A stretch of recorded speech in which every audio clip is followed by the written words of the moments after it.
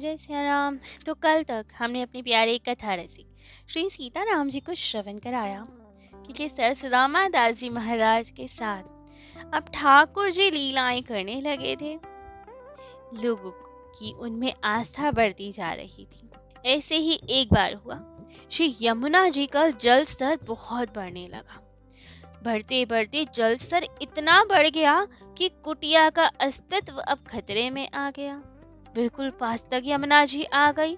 अब तो संत बड़े घबरा गए कि यदि यमुना जी और बढ़ गई तो आश्रम ही खतरे में पड़ जाएगा, सबकी कुटिया सब बह जाएंगी। तो संतों ने महाराज जी से निवेदन किया, कहा कि कटान बहुत तेज है, रसोई और पंगत घर गिरने का भय है। अब तो आपने तुरंत पूजन सामग्री मंगवाई, 5 किलो दूध आया। आपने विधिवत यमुना मैया का पूजन किया, दूध चढ़ाया, भोग लगाया, आरती की और चरणों में निवेदन किया। कहा, माँ, हम सब संत आपके ही बच्चे हैं, प्रभु का स्मरण करते हैं, वृंदावन वास करते हैं। तो अब यदि आप हमें रखना चाहती हैं तो रखें, नहीं तो हमें कहीं और जाके भजन करना पड़ेगा। जब ऐसी प्रार्थना यमुना महारानी से की गई, 1 घंटे के बाद ही यमुना जी का जल घटना प्रारंभ हो गया। रात भर में तो मैया बहुत दूर चली गई, सभी संत प्रसन्न हो गए। ऐसे ही एक बार महाराज जी श्री बांके बिहारी जी के दर्शन करने गए थे।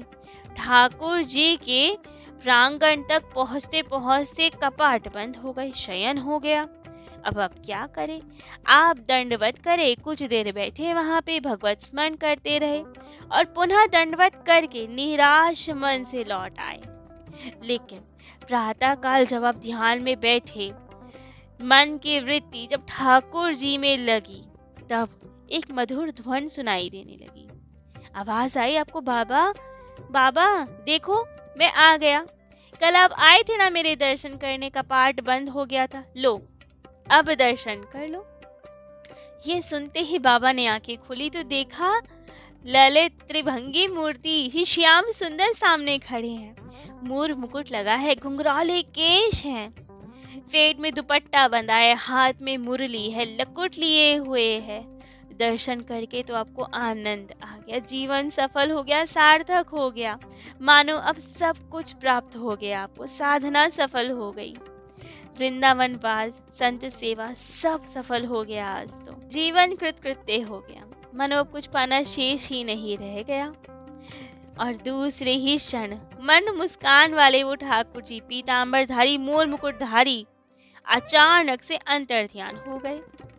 परंतु आपके हृदय में वही मधुर झांकी बसी रही, ध्यान करते रहे, आनंदित रहे। एक समय के बाद तो कुटिया में थोड़े बहुत ही संत रहते थे। बहुत पुरानी बात है, जब शायद आए ही होंगे, शायद उस समय की। तो बहुत थोड़े संत ही थे, ज्यादा व्यवस्था भी नहीं थी। एक बार कुटिया में 100-125 संतों का भंडारा हुआ। प्रसाद में बना था बूंदी, पूरी, साग और पंगत जब बैठ गई तब 50-60 संतों की जमात आ गई। अब रसोइया आपस में चर्चा करने लगे कि भैया इतने सबकी व्यवस्था कैसे होगी, इतना सब संत आ गए, 50-60 संत और आ गए, इतना कैसे बढ़ जाएगा। सब बहुत चिंतित हो गए कि सामान तो सीमित है, संत बहुत ज्यादा हैं। और जिन संत सेठ जिन्हें भंडारा कराया था वो घबरा गए कि अब क्या किया जाए। वे सेठ जी जब तक ग्रंथ छपा तब तक वे भी जीवित थे, उन्होंने ही ये किस्सा बताया। तब तो गए महाराज जी के पास, सुदामा दास जी के महाराज के पास, कि अब क्या हो, कैसे पंगत हो। उन्होंने कहा, अरे तो क्या हुआ, पंगत क्यों नहीं फेरते हो, चलो पंगत फेरो। सबने कहा, महाराज लेकिन साधन सीमित है, कैसे होगा। उन्होंने कहा, ये ठाकुर जी चिंता करे, तुम चिंता ना करो, निश्चिंत भाव से बैठो। जो संत आए हैं सब अपना भाग्य लेकर आए हैं, हम तो अपने ठाकुर जी के भरोसे हैं, वे ही पूर्ति करेंगे। सब लोग पंगत में बैठ गए और सुदामा दास जी महाराज स्वयं अपने हाथों से सामान भर भर के देते और रसोइया केवल पंगत फेरते। पंगत देखते ही देखते पूरी हो गई। 10 संतों के पाने के लायक प्रसाद अब भी बचा रह गया। सब हैरान हो गए। ठाकुर जी ने सबकी लज्जा बचा ली। वे तो विशंबर है, पूरन कैसे नहीं करेंगे, आज भी करते हैं आगे भी करेंगे, यही पक्का विश्वास था सुदामा दास जी महाराज का। वे तो कहते थे संत सेवा ही भगवंत सेवा है, संतों की सेवा भगवान की सेवा है, वे अपने आप संभालते हैं सब। ठाकुर जी अब लीलाएं करने लगे, इनके साथ खूब प्रेम बरसाने लगे। एक समय के बाद सर्दियों का मौसम था, ठंड अपनी चरम सीमा पे थी, हर जगह सिहरन ठुठुरन का वातावरण था। रात के 12 बजे थे। महाराज जी की अचानक नींद खुल गई, सर्दी के कारण कांपने लगे। अब वे सोचे कि क्यों मेरे को इतनी ठंड लग रही है, मैं तो रोज यही रजाई लेता हूँ और इसी को ओढ़ के सोता हूँ, कभी तो इतनी ठंड लगी नहीं, आज क्या बात है, क्यों इतनी ठंड लग रही है, किसी उपाय से ठंड ही ना जाए। तभी अचानक फिर एक मधुर स्वर सुनाई दिया, बाबा बाबा हमें बहुत ठंड लग रही है। अब फिर क्या था, पहचान गई कि अवश्य हमारे ठाकुर जी को ठंड लग रही है। तुरंत उठे, मंदिर खोल के देखा तो लाल जी के ऊपर से रजाई खिसक गई थी। आपने क्षमा मांगी ठाकुर जी से और प्यार से रजाई उड़ा दी। तब जाके सुदामा दास जी महाराज की सर्दी गई। प्रातःकाल पुजारी जी से निवेदन किया आपने कि रात्रि में बहुत ठीक तरह से वस्त्र उड़ाया करो, ठाकुर जी को ठंड लग जाती है। दिव्य धाम जाने से 1 वर्ष पूर्व आप कुछ विशेष ही अस्वस्थ हो गए थे। पूज्य महंत श्री भगवान दास जी महाराज ने सुतीक्षण दास जी महाराज से कहा, जो वर्तमान समय में वहाँ के महंत हैं, उनसे कहा कि जगन्नाथ दास जी भक्तमाली जी को बुला लाओ। आपने तुरंत जगन्नाथ दास जी भक्तमाली जी को फोन किया और वे तुरंत आश्रम में आ गए। दंडवत प्रणाम किया, औपचारिकता के बाद बोले, महाराज जी की तबीयत बहुत खराब है, उनकी तबीयत इतनी खराब है, दवा आदि से कुछ लाभ नहीं हो रहा है, हमें क्या करना चाहिए। तब तो भक्तमाली जी ने कहा कि अच्छा ऐसा करो, सुदामा दास जी महाराज के हाथ से संकल्प करवा लो, मानस जी का, श्री रामचरित्र मानस जी का अखंड पाठ करो, श्रीमद् भगवत गीता जी का अखंड पाठ करवाओ, श्रीमद् भागवत जी का अखंड पाठ करवाओ, भक्तमाल जी का अखंड पाठ करवाओ, अखंड ज्योति के साथ करना ये सब। तब तो भगवान दास जी ने तुरंत स्वीकृति दी और आनन फानन में पूरी तैयारी की गई। 2 घंटे के भीतर चारों पाठ प्रारंभ हो गए। लेकिन फिर भी भगवान दास जी महाराज ने कहा भक्तमाली जी से, और ये तो सब शुरू हो गया, लेकिन और भी कोई उपाय हो तो बताइए, और हम क्या कर सकते हैं जिससे सुदामा दास जी महाराज स्वस्थ हो जाएं। तब तो सोच विचार के रात्रि में उन्हें एक विचार और आया। तब भक्तमाली जी प्रातःकाल आए और कहा, रात को हमें विचार आया कि सुदामा दास जी महाराज के निमित्त गोदान, महामृत्युंजय का जप, रुद्र अभिषेक, ये सब भी यदि हो जाए तो और अच्छा। वहाँ के महंत भगवान दास जी महाराज ने तुरंत ये सब की भी व्यवस्था करवा ली। तुरंत ब्राह्मणों को ढूंढा गया, सब कुछ प्रारंभ करवा दिया गया। महाराज जी के लिए जो कुछ भी करना पड़े सब करा गया, बिना किसी खर्च की चिंता किए हुए।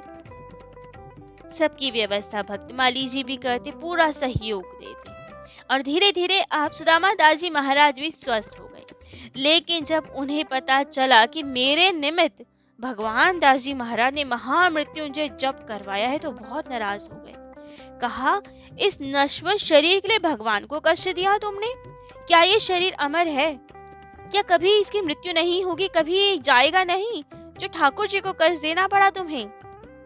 लेकिन फिर भी भगवान दास जी महाराज करते क्या, उनका तो कर्तव्य था ये सब करना, कर्तव्य का पालन किया। उनके जैसा सेवा भावी और आज्ञाकारी शिष्य मिलना भी बहुत दुर्लभ था।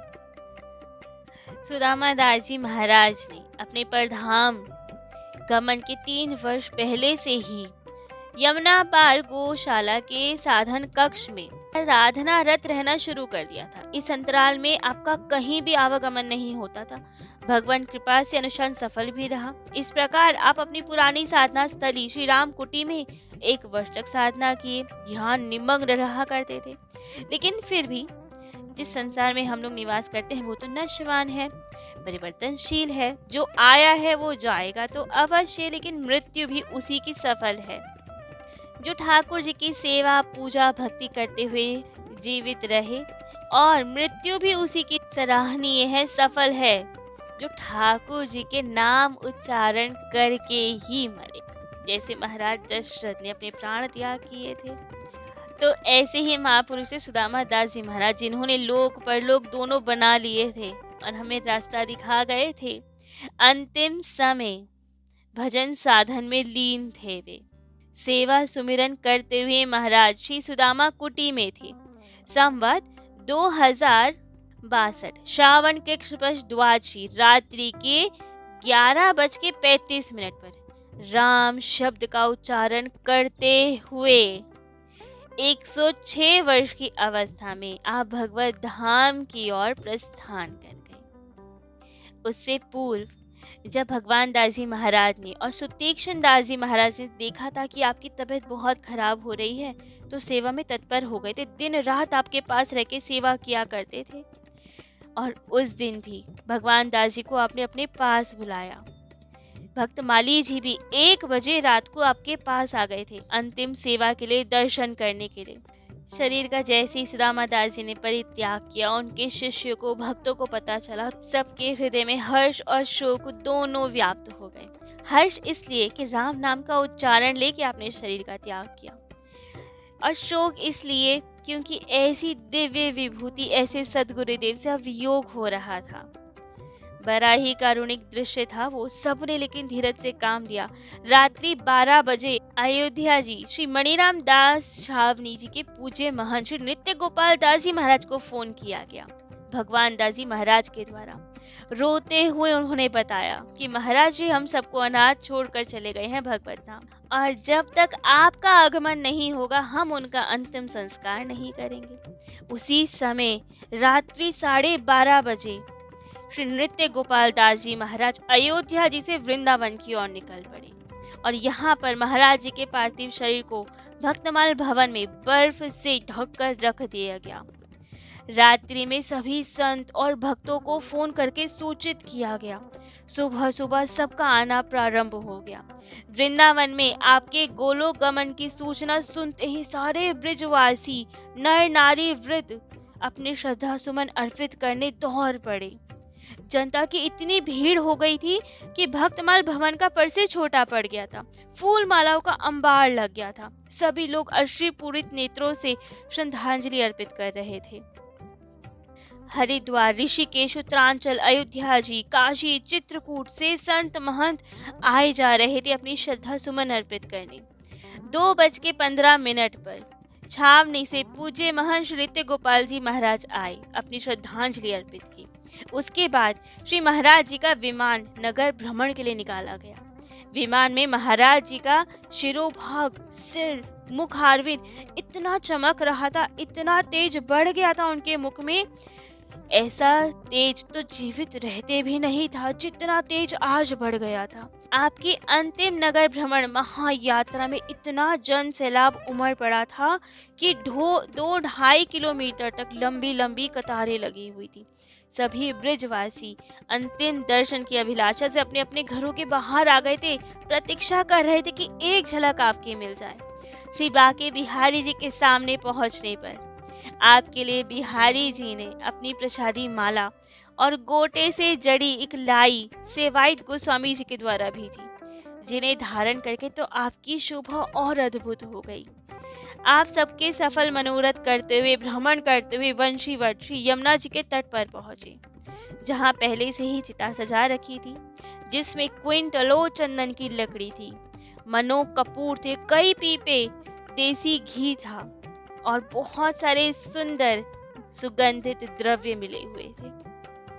श्री रामानंदीय श्री वैष्णव परंपरा के अनुसार श्री महंत भगवान दास जी महाराज ने आपको मुखाग्नि दी, अंतिम संस्कार किया आपका।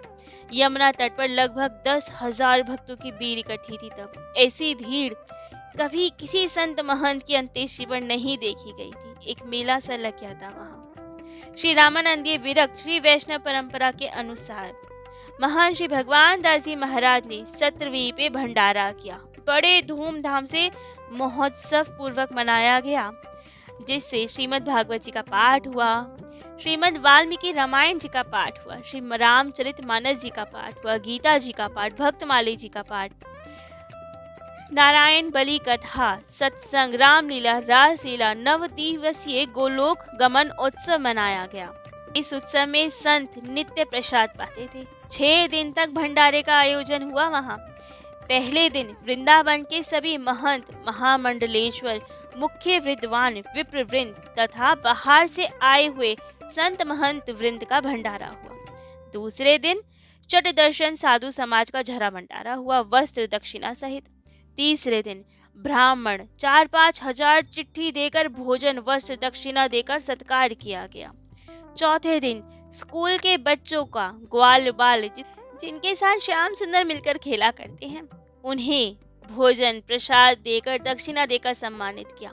5वें दिन बंगालीन माताएं, मंगता, रमते राम, फक्कड़, इन सब का भोजन दक्षिणा से सत्कार किया गया।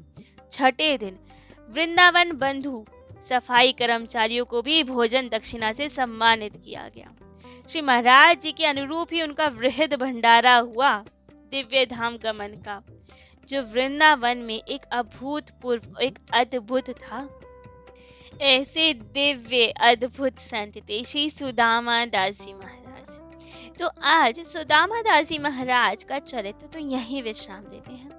कल अपने प्यारे कथा रसिक श्री सीताराम जी को उनके अन्य किन्हीं दिव्य प्यारे संत का चरित्र श्रवण कराएंगे।